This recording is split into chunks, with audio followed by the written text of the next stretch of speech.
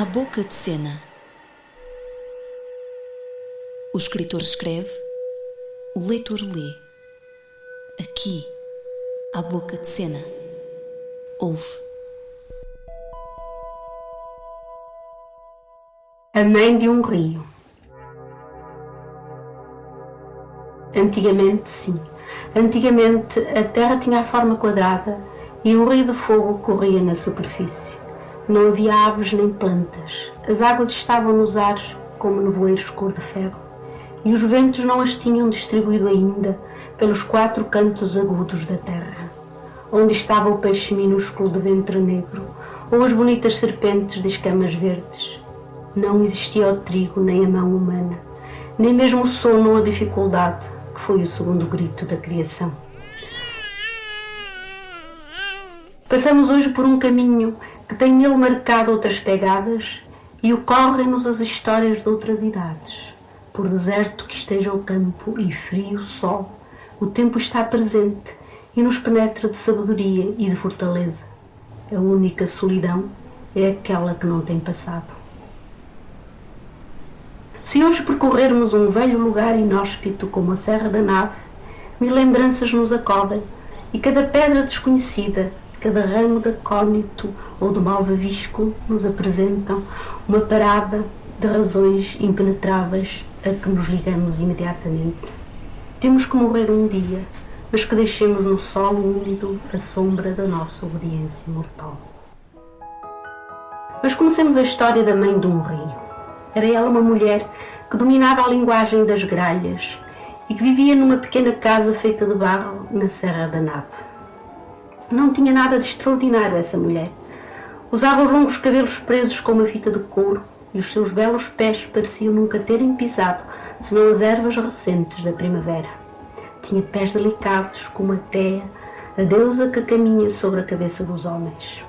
Ela era a guarda de um rio que brotava no fundo de uma cova e existia ali há 1000 anos, sempre acordava, e a ver levantar o bando negro de gralhas cada vez que ela dizia algumas palavras. O facto de ela viver 1000 anos não tinha também nada de extraordinário. O tempo, para ela, não era consumido numa finalidade. Ela não tinha filhos que crescessem, nem campos que semear. Não contava as voltas da lua, nem seguia com demasiada atenção a passagem das estações. Isto permitia-lhe viver interminavelmente. Ela era a guarda do rio que manava do centro da terra e se estendia pelos imensos veios da Serra da Nave até às regiões mais afastadas.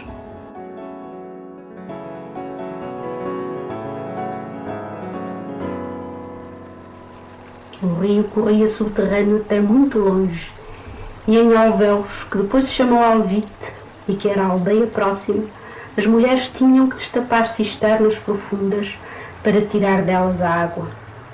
Era tão fria que parecia arder nas mãos quando nela se mergulhavam. As raparigas tinham, por isso, todas elas, as mãos queimadas e endurecidas e as unhas azuladas e duras.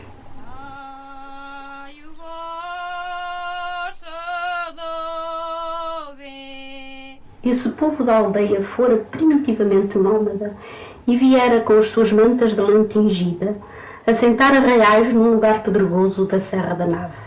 Construiu casas, as ruas estreitas e imundas multiplicaram-se e o gado andava solto, sem que ele ousasse sair jamais desses esquelhos onde se ouvia dia e noite o tropear dos cascos. Ao crescer, a aldeia fizera-se um verdadeiro labirinto. As pedras acastelavam-se, nasciam novos caminhos, mas tudo era tão destinado a confluir para anteriores atalhos que havia a impressão de que era um avanço inútil o que se fazia.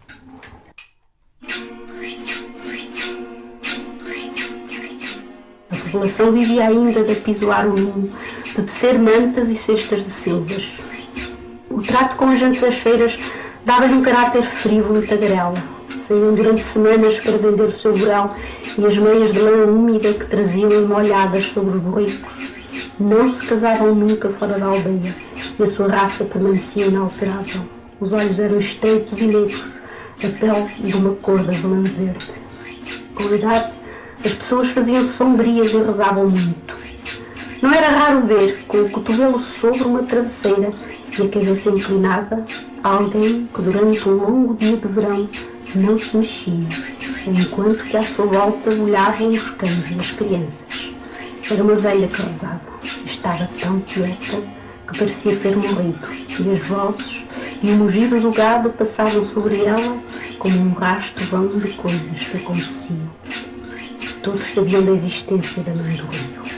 Atribuíam-lhe os males que afligiam a aldeia e temiam. Outras vezes achavam a sua presença propícia e a primeira bola de pão feita com o primeiro centeio era-lhe oferecida, e consideravam de mau presságio matar uma gralha. A Mãe do Rio não se importava com nada disso. Tinha mais de 1000 anos de existência e achava que a sua memória se gastava, pois ela jamais se lembrava da longa história humana, do nome das plantas e dos ventos e dos animais.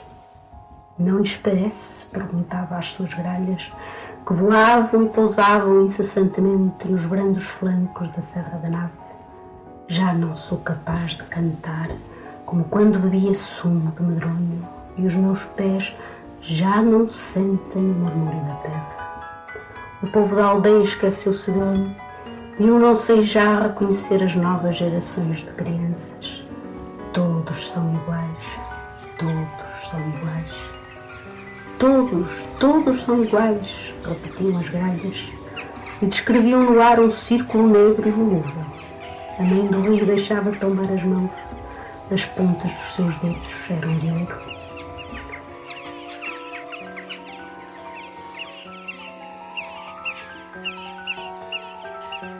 Mas na aldeia havia uma rapariga que se chamava Fisa ou Fisalina e que era de temperamento arrebatado, propensa a sonhos e a tristezas inexplicáveis. Impunha-se a si própria grandes castigos, embora fosse o coração simples e não praticasse ações condenáveis. Mas a sua imaginação acorrentava. Pensava mal de todas as criaturas, desejava privar com seres de cujos lábios de mármore saíssem palavras desconhecidas. Costumava olhar as paredes de pedra desconjuntadas da sua aldeia com uma indignação exagerada, e o sentimento da sua própria injustiça causava-lhe alívio. Porque era assim, Fisalina. Usava uma capa de burel e debaixo do seu capuz castanho ninguém podia perceber os terríveis sorrisos de amor que ela dirigia a todas as coisas. Os irmãos não gostavam de brincar com ela. Acabavam por ficar absortos diante da inventiva daquela rapariga que os amedrontava e que se fingia louca ou possessa para os obrigar a fugir ou a ceder-lhe a melhor parte dos seus jogos. Ela afastava-se e então era quando de veras a brincadeira começava. Fisalina ouvia como se riam e sentia uma grande amargura invadi-la. Prometia a si própria fazer de muda durante 3 dias e não falar, ou trazer uma fita demasiado apertada nos pulsos, até o sangue enegrecer debaixo da pele. Quando cresceu, passou a acompanhar o pai às feiras e a vender braçadas de piugas brancas e mantas de lã. Como o pai se embriagava e lhe dava para cantar hinos de missa, os rapazes juntavam-se em volta dele e davam-lhe pequenas vergastadas com tranças de palha. Fisalina dissimulava a cólera porque não achava viável qualquer ataque. Fechava os olhos docemente, com modéstia infinita, e causava uma bela impressão aquela altivez humilhada ao pé do bêbado que balbuciava cantorias.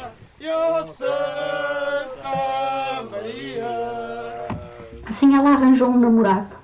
Encontrava-o de longe a longe e as suas conversas eram sempre as mesmas. "Quando voltas?" perguntava ela.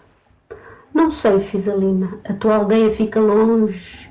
É um monte de pedra a tua aldeia. A gente perde-se nessas ruas e não sai delas nunca mais. Uma vez vi um bando de gralhas, pássaros pretos e barulhentos. Como são pretos e que barulho fazem.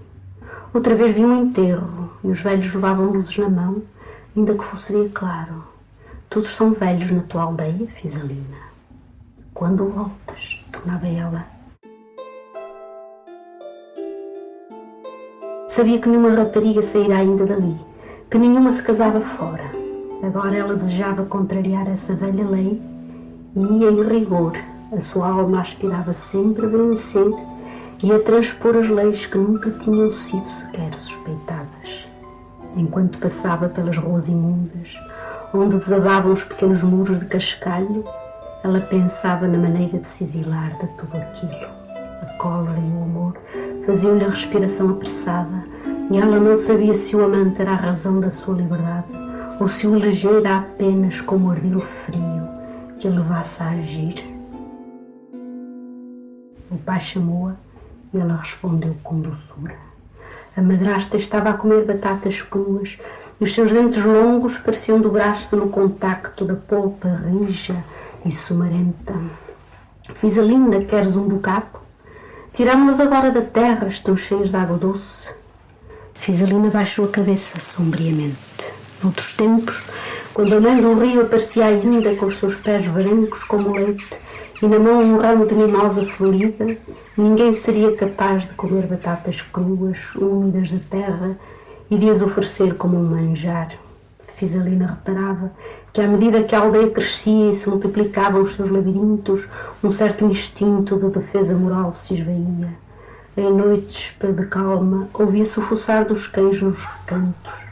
Eles desenterravam corpos há muitos decompostos e as crianças faziam brinquedos com os descarnados ossos. Havia fome, mas ela não causava luta, pânico ou pensamento algum. Distribuía-se a fome, distribuía-se mesmo o amor de uma maneira acidental e sem generosidade. A habilidade substituiu o entusiasmo.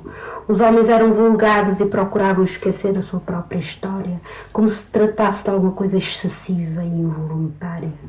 Apenas os enterros tinham um certo cunho de verdade, quando percorriam as ruas estreitas, ladeadas por casas prestes a desabar, sem uma pinga de cal, sujos mausoléus de vivos.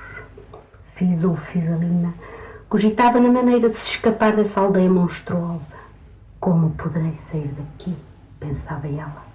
Então procurou a mãe do rio. Chegava à porta da sua cabana de barro, bateu 3 vezes e esperou que o bando de gralhas voasse e voltasse a pousar. Depois entrou. O que vens fazer aqui? Disse-lhe a mãe do rio. O seu rosto era sem feições, como o das estátuas enterradas durante muitíssimo tempo. Ela parecia enorme, inchada e perversa na sua grandeza. Fisalina deitou-se com a cara contra o pó e ficou ali a tremer de medo. Nunca ninguém lhe tinha dito como era a mãe do rio, nem com o que se parecia. Encontrar alguma coisa de cuja informação nada existia no seu espírito provocava-lhe horror e esteve prestes a deitar a fugir. Mas conteve-se, porque o amor a atormentava e não esperava remédio fora dali. Tenho muito que te dizer, ó água profunda. Vivi 20 anos na minha aldeia e as ruas perseguiram-me e fecharam-se à minha frente. Cresceram como trigo de pedra e eu não posso sair do meio delas. Os muros subiram, as pedras uniram-se cada vez mais. Posso eu respirar se não sair dos meus próprios pulmões? Posso existir se não acabar a terra debaixo dos meus pés? Ouve-me o ventre de um rio. Eu quero andar e não tenho movimento. Amaldiçoa-me, mas deixa-me ser livre. O sol é feito de fogo e de sal. De fogo e de sal é feito, suspirou a mulher. Mas aquilo que é livre apagou o fogo e derreteu o sal. Já não terá lugar na matéria. Oh, como desejo esquecer-me. Que vens aqui buscar? Quem és? Há muito tempo que não me encontro com as criaturas. Eu quase nada sei a respeito delas. Elas nada têm que ver comigo. Os guardadores das verdades não são eternos. Eles precisam de ser substituídos.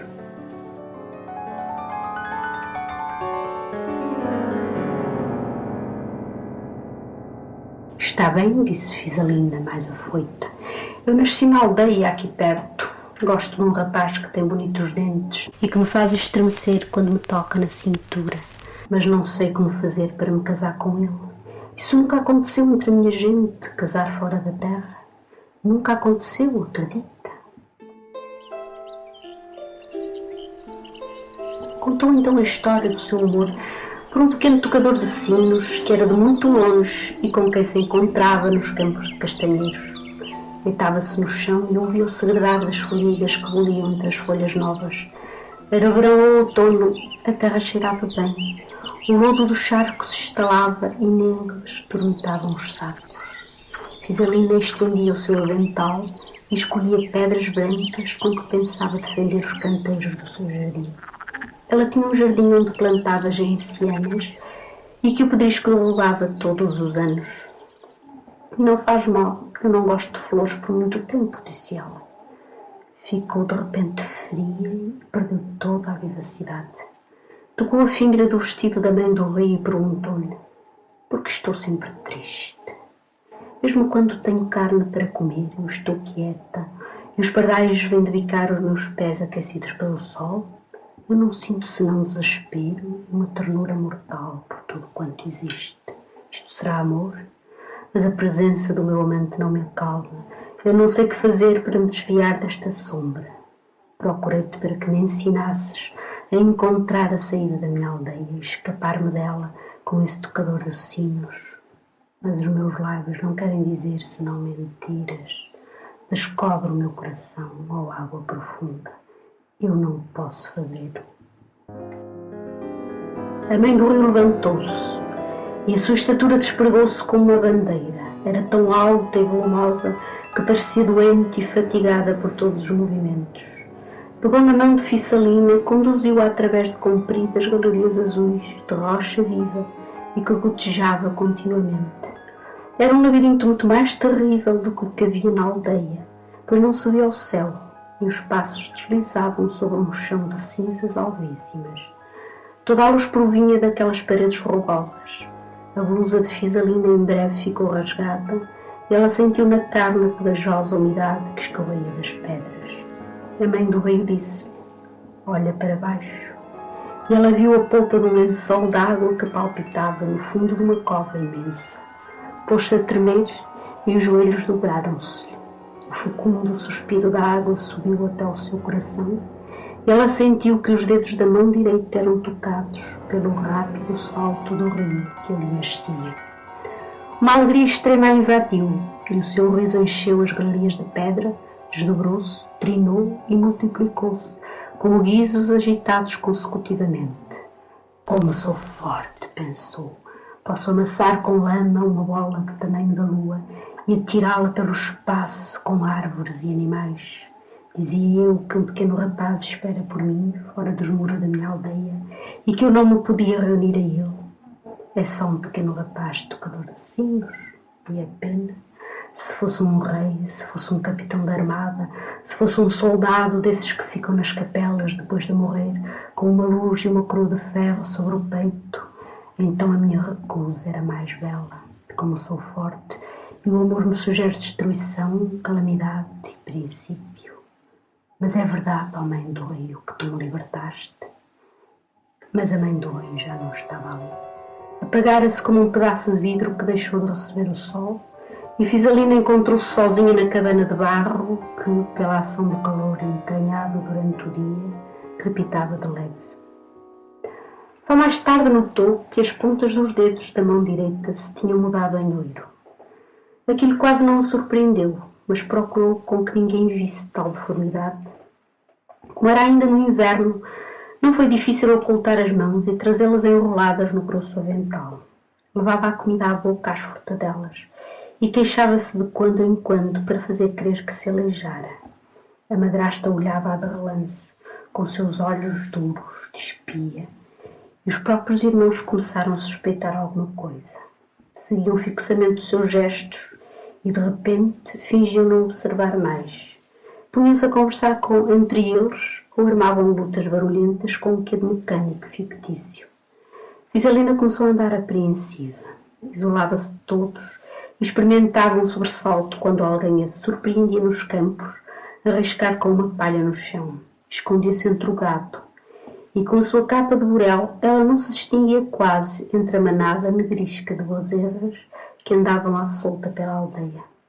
A primeira vez que viu o noivo mostrou-se tão estranha que ele se irritou e depois se enterneceu, julgando que era o medo de o perder que assim a perturbava. Tudo se há de arranjar, Fisalina. Há de haver maneira de nos casarmos, mas não chores, não chores. Mas sim, ela chorava, com os seus dedos de ouro que podia agora obter da complacência e da confiança das criaturas. Quando descobrissem, que aconteceria? Não podia esconder sempre a mão direita como um sinal infame e não podia suportar os olhos ávidos dos irmãos que esperavam, não sabiam, que revelação malsã. Tanto mais que Fisalina gostava dos seus dedos de ouro, gostava de os contemplar, de ver o seu brilho seco, de notar a perfeição e o polido das unhas arredondadas. De manhã, levantava a travesseira, debaixo da qual mantivera a mão protegida. Estendia o olhar pela palma úmida até aos dedos curvos e que despediam uma luz maliciosa. Corava de surpresa, levava a boca à sua mão direita e ficava a pensar em estranhas coisas que nunca lhe ocorriam dantes. Já não tinha como dantes um impulso desordenado para fugir da aldeia e 2 vezes faltou ao encontro com o amante. Ele arriscou-se a procurá-lo em pleno dia e muito tempo vagueou ao acaso pelo labirinto das ruas, antes de ver Fisalina, que estava na beira de uma cisterna, a contemplar a água profunda e que o inverno convertera em pedra. Quando deu com ela, pôs-se a queixar-se e a dirigir as censuras. Como é isto, Fisalina? Não voltaste aos campos de castanheiros? A chuva desfez as nossas pegadas e os nossos suspiros alcançaram já a lua, de tanto que o vento os afastou. Por que não voltaste? Vai-te embora, disse a rapariga. E no seu íntimo ria-se e parecia-lhe tudo aquilo, queixumes e censuras, coisa fraca e sem resposta na sua alma. Escondeu os dedos de ouro debaixo da capa e repetiu: vai-te embora. Como ele a quisesse segurar e lhe tocasse, olhou-o com altivez e ele emudeceu e afastou-se. Assim passou todo o inverno. A suja neve derreteu-se e o bafo dos animais deixou de pairar no ar. Voltou a ouvir-se o barulho de altos tamancos sobre as pedras. Depois toda a serra se animou de novo. As gralhas ergueram-se em bandos sobre os campos frescos. Saiu na aldeia a procissão do Senhor Morto. O povo desfilava com os seus mantos de burel, levando velas acesas num grande silêncio. Altas cruzes de pedra estavam ao longo do caminho e eram como corpos inteiriçados na clara noite de primavera. Ouvia-se o gemido dos velhos que se arrastavam e caíam de vez em quando. Rezavam e suplicavam. Os cantos dos seus lábios brilhavam de pegajosa espuma. Pareciam atacados de uma loucura mansa e que os humilhava. Todas as raparigas se vestiam de preto e empunhavam uma vela cuja cera escorria sobre as mãos endurecidas. Fisalina também lá estava. No meio da multidão o rapaz seguia e pousava nela os olhos acobardados. Era como uma criança, Fisalina, dos cabelos pretos e que corria entre os castanheiros carregados de espinhos brilhantes. Ouvia-se o mugido surdo do gado esfaimado que tinha encerrado cedo. A serra da nave, com o lombo azulado a tocar a curva dos céus, parecia ter-se aproximado e estar tão perto que a mão estendida lhe podia prender as crinas de sarças. Começaram a cair gotas de chuvas, algumas velas apagaram-se. Então, uma mulher que caminhava ao lado de Fisalina viu o gesto dela para defender a chama da água que espaçada caía e viu também os seus dedos de ouro. Pôs-se a gritar. Ninguém sabia por que ela gritava, mas olharam para Fisalina e todo o povo lançou um murmúrio de cólera, atento a qualquer provocação. Ela começou a andar depressa. Alguns rapazes atiraram-lhe pequenas pedras, depois subiram aos muros próximos para a ver correr e tendo fechadas na mão outras pedras. Um ódio brutal e alegre estalou então. Todos se puseram a lançar exclamações, a saltar, a atropelar-se. Apontavam para a rapariga, que fugia, tomando o caminho da Serra da Nave. Os mais ágeis tentaram alcançá-la, outros ficaram de longe a vê-la desaparecer, com a sua capa voando pesadamente. Levantou-se no ar um grande bando de gralhas. Era quase noite, e o povo aglomerava-se nos limites da aldeia, insaciado e pregando na distância os olhos furiosos, e que, pela primeira vez havia muitos anos, Pareciam vivos e animados de cordial crueldade. Esta é a história da mãe de um rio que tinha vivido mais de 1000 anos a ponto de os homens esquecerem a sua existência. Também os vigilantes do espírito humano precisam de ser rendidos, e as águas da sabedoria devem ser habitadas por novos mestres. Visalina, incauta e predestinada, está agora nessa deserta serra da nave, com os seus dedos de ouro que para sempre a farão inimiga mortal das criaturas. Que perdeu ela ao deixar os labirintos da sua aldeia, não pelo amor de um pequeno tocador de sinos, estrangeiro e fiel, mas por traição da terrível mãe do rei. Ah, se algum de vocês um dia passar na serra da nave e vir um bando de gralhas negro e que levanta voo e desce de repente, como que atraído pela terra, lembre-se de Visalina, que vive ao pé da água profunda e que, durante 1000 anos, esperará a oportunidade de trocar com alguém o seu destino. O povo de Alvite, a antiga aldeia de Alvelve, lá está ainda. Ninguém conhece lá esta história. As mulheres, porém, usam no inverno luvas que deixam a ponta dos dedos a descoberto. Dizem que para terem assim mais liberdade de movimentos e poder enfiar a lã. Mas não será porque receiam todas elas os dedos de ouro e desconfiam. Pobre Visalina.